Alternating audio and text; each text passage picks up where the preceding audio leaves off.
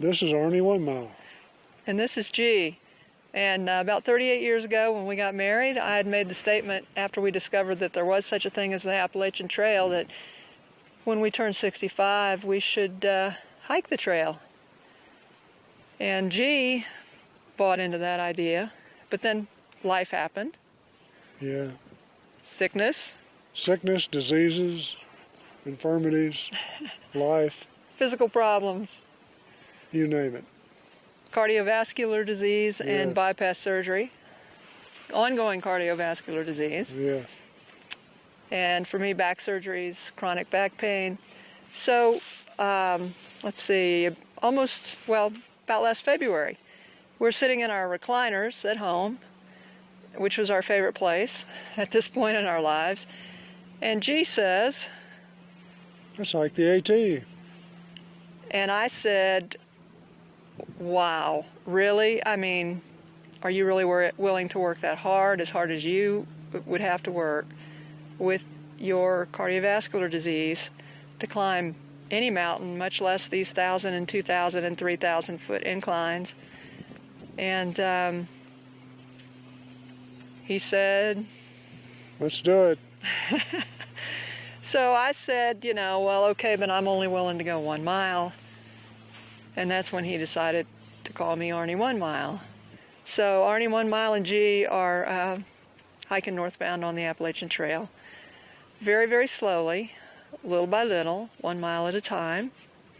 And so we thought we'd tell you a little bit about what happened on the approach trail, because that's kind of where it all started. We bought gear for several months. We hiked and carried weight at the cemetery behind our house, trying to, that had a little bit of a elevation change. A little bit. Emphasize a little bit there. But then summer hit. We were going to do it right, and then we were going to go to Virginia. We were going to hike some trails. We were going to practice camping. We were going to do all these things. And it just never worked out, and then we reached a point where if we don't go now, we're not going to be able to do this. And so we just decided to go to the approach trail, having not seen any pictures of it, even though we'd watched hundreds of videos. Had we seen any pictures of the approach trail? No, they don't show you much in the way of what the trail's really like. That was a shock. Yeah, so we went to Amicalola. It'd be the first time we ever hiked, first time we'd ever camped. It was just too darn hard. Yes. It was extremely hard. For us. Yeah, for us. There was no water on the trail. Right, no water. And the steps were a foot to 18 inches, rock boulder steps, would you say? Awful. Up. Yes. So as it turned out, it was 7 o'clock at night before we left the top of the falls and started in, and had to go about a mile before there would be a place to camp. Again, that was our first hike at 7 o'clock at night on the approach trail. And the people below had tried to talk us into staying the night and wait until the morning. So, I do want to let it be known that they kind of tried to tell us that it was pretty hard and we might not want to do this right now, especially knowing that our packs were way too heavy, and we knew they were too heavy, but we didn't realize. Did we realize the significance? No. Had no idea that it was going to be that significant. It was overwhelming, to say the least. So it took us a few hours to get into that campsite, and both of us, number one, our packs didn't fit right. Number two, they were too heavy. And number three, we were just slow. Definitely slow. Glacial slow. Very. So at that point, wisdom would have said, go back the next day, go back, reassess your gear and your weight, and then start over again. But wisdom didn't buy a ticket for this ride. No wisdom. So I thought, okay, I was relatively able to hike compared to G's situation at present. Mine was more muscle strength than it is wind, gaining breathing capacity. So I thought, okay, I'll hike about 1.5 miles or 2 miles or 3, whatever, up the trail to the next campsite and put up the tent and leave a third of our weight. And then I'll come back with nothing. And then we'll both go back to this campsite and we'll work our way up the approach trail this way until we get to Springer Mountain. So I went up and I came back and got him, and when we finally got back to the campsite, what time was it? I don't know, around 2 in the morning, I think. 2 in the morning, and we both absolutely just died. And so wisdom would say the next day, because we crossed a road that we could tell by this gut hooks application we have and the maps that we had, this road would take us back to Amicalola. We wouldn't even have to do the trail, kind of winding around, and maybe a car would pick us up, so wisdom says, go to the road and go on back. And again, reassess your weight. You're out of water. There is no water on this 8 miles. And what happened? Was wisdom there? No, remember, wisdom missed the train. So then I decided, this is all on me. G was mostly getting dehydrated and not thinking clearly, so I have to kind of take credit for these not so wise decisions. But anyway, so I thought, well, I've got to get water. So why don't I get our car? And one of my stipulations on being willing to do this with him, well, there was 2. Number 1, I'm an RN, and it's just, he has to be totally honest with me about how he's feeling. And if he's feeling bad, he has to absolutely tell me and not try to hide it. Because if we need to stop or we need to get off the trail because of his cardiovascular disease, we need to do it before anything serious happens. So that's a stipulation. And the other was that vehicles have to be 2 vehicles, one on one end and one on the other end every time we hike apart, so that they're as close as possible either way. There's a lot of people out on the trail. If I stayed with him, somebody could go get our car and get help if we didn't have cell service. So that we have as good a chance as possible of getting help if we need help. So that was my second stipulation. So I went to the road and carried empty water bottles and in the backpack. Went to Amicalola, ended up with a ride with somebody, and went and got all the water. And then I went ahead to Springer. I'm thinking, okay, I'll park at Springer. I'll hike the 7 miles back to our campsite with all this water, and then we'll work our way back up so that we can both do the approach trail, which most of you know is not part of the official Appalachian Trail, but it's kind of, a lot of us want to do it. So it was 7 o'clock when I got to the parking lot at Springer and got up the 1 mile up, going back south to the Springer Mountain summit, to the southern terminus. And it turned out that part of the trail, and from there, the 6 miles down to where the campsite was just like what we had already done. Boulders, steps, and now I'm going mostly downhill. The first mile was uphill, then downhill. So I came stumbling in, and we texted each other during the night when I had service. So when was it? It was up in the morning, actually. I think it was 7. It was 7. So it took 10 or 11 hours for me to do that, which is a pretty long time for that many miles. But again, not in shape yet, just learning to do all this. And that pack ended up being pretty heavy, with 7 liters of water and just the neat things I needed for emergency situation in case I got stuck overnight, to be warm. It was a beautiful night. I was never scared. It was an incredible breeze and stars, and just really a cool hiking experience. I never really got tired until about an hour before I got back to where he was. So it was a pretty neat experience. And so we as a team had now hiked, the approach trail, even though it was backwards. But when I got back, he had we had some hammocks just for relaxing, not for sleeping, but he had put up our hammocks, and I fell in the hammock, and he took my shoes off and wrapped me up in a sleeping bag, and I think I slept all day. Yeah. And he guzzled water. Here. Cheers. So finally the next day, wisdom showed up. Ah. Yeah. One thing I realized, that at this point, without being able to just go a couple of miles and have water replenished, there's no way we were going to do this uphill back to Springer and it be safe. So we talked about it, and we both went. We left most of our gear there, and we both went to the road and walked, and we ended up, who picked us up that day? It was a pickup truck. Yeah, 3 kids. 3 kids and kids to us, probably young adults. So they picked us up and took us back to Amicalola. We were able to call, and a couple of different shuttle drivers were very helpful on the phone who were busy, and then one who was going to be busy but just hurried up and came and got us.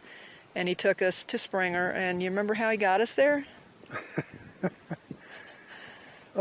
was over a wagon road, I think, carved out last century. I've never seen more ruts. I had to check my vitals when I got out, make sure everything was in the right place. It was very bumpy, very, very bumpy. He was great. He gave us a lot of information, just really a super guy, and we're so grateful that he came and got us. Amen. And so at that point, we knew that we had to have different packs, lower weight, and ended up going to redo the whole situation and then come back to Springer to climb that southern, from north to south mile again up to the southern terminus, and that's where we would start from again. And from there we've been going north, and that's what these videos are about. What would you like to say about, the approach trail and the videos, and what did we learn? I mean, what did you learn? Well, I've learned that one of the most valuable things on the trail is a 2-foot log on the uphill side of the trail, inclined 7 degrees from horizontal toward the uphill. It makes the perfect wilderness recliner. Absolutely. Gives you just enough angle where you can prop your backpack against it and lean back without falling over. The number 2 thing I've learned is that I am the slowest slowest person on the trail. I've been passed by toddlers. How old is she? She's almost 3.5. And y'all are okay with me putting this on a YouTube video? Okay, they said okay. Grandmothers, Grandfathers, grandfathers, people in their 80s. infirm people with canes, There was even a snail that pulled alongside and wanted to race, So I turned him down. I thought I might lose. just how slow are you? Glacial. I am glacial, okay? But I'm persistent, just like a glacier. Yes, he is. He is persistent. Any words of wisdom for anybody out there? It's harder than you think it is. Oh, tell them about the weight. Yeah, the weight. You understand that too much weight is not good. Yeah, you understand that, but you really don't understand. You don't understand how significant it is. And once you've done 2 or 3 miles of this, you know why people sit around with scissors and trim the edges off of maps, okay? And cut their toothbrush in half and do, extreme things like that. So weight is king, and getting rid of it is the number 1 priority. And it should be viewed as the most important thing. You have to get rid of everything you can, but still keep what you need. But if at all possible, you buy the lightest and best gear you can. Which means lots and lots of money. Yeah, money. And we're still working on that. So Yes. we knew all that up front, and we wanted to do that. But we can only do what we can do. And so our big 3, backpack, sleeping bag, and tent, were on the heavy side. And those are the items we're working on, getting the weight down so that we can continue forward with, as Steve Walker says, ounces are pounds and pounds are pain. So we really want to get rid of those painful Get rid pounds. of the pain. Yes. One of the things, and all the videos we watched, and I understand why. People are making 15, 20, 25 miles a day. They don't have time to video the hard parts of the trail because it really is very time consuming to do that. And so I understand why they don't do it. But when you're watching it and you're thinking about getting out there, if you haven't seen that, then, you know, unless you've had lots of experience and maybe gone and checked out some of the areas, which wisdom would have you do, then you just don't know. So one of our goals is to get a lot of videos of the trail itself. And Lord knows there's plenty of time waiting on me, all right? Yeah. Well, sometimes, yeah, it is waiting on him, but, you know, uphill. But when we go downhill, oh, he leaves me in the dust. It's a gravity thing. So I think it's more of a strength muscle thing. But anyway, so there are times when I can take the time to video some different things, and you'll see lots of videos of him hiking because I'm the camera person, and every now and then he'll get a video of me hiking. But for the most part, you know, when you see hiking, it's going to be him. And part of it, I want to show what a person who has the kind of limitations that he has really goes through. You know, we're not going to sugarcoat this. We're going to show you exactly the way it is, let you know the hardships that we deal with. And they kept asking me at Amicalola, you know, are you through hikers or section hikers? And I said, well, we're going 1 mile at a time north as long as we can, so I really don't know what to tell you. We're not stopping until either A, we have to for health, physical, or family reasons, or B, we just decide that it's just really not fun and hadn't been fun for 3 weeks or 4 weeks, and then at that point, you know, then we might say, okay, we've done it, we've had a great time, that's it. So I'm not sure what to call us, except, well, we did sort of decide at this point that we're through campers because we are going north and we are doing a lot of camping. I mean, within the miles that, you know, most people hike in a day, we're hiking and camping 3 or 4 nights. So we're through campers at this point, and when it's all said and done, then we'll give ourselves a name of what we were, because we really don't know yet, right? Right. This, face the camera, there you go. This is Shajulev, and she represents our grandchildren, and she goes with us and hangs out on my backpack. These videos are made for our grandchildren, and anybody's welcome to watch, but just, you know, keep in mind that we're really making these for our grandchildren, and we decided that no videos for YouTube unless we go at least 100 miles. So once we've completed 100 miles, then we'll put some videos up. And as you can see, we're dressed pretty warmly right now because at this point it's getting pretty cold. So we've been planning from the beginning to hike as far into winter as we can, and we just don't know what that's going to be until it runs us off, and we have to go back home for a while and then come back and start north again. So that's our story. And we're sticking to it.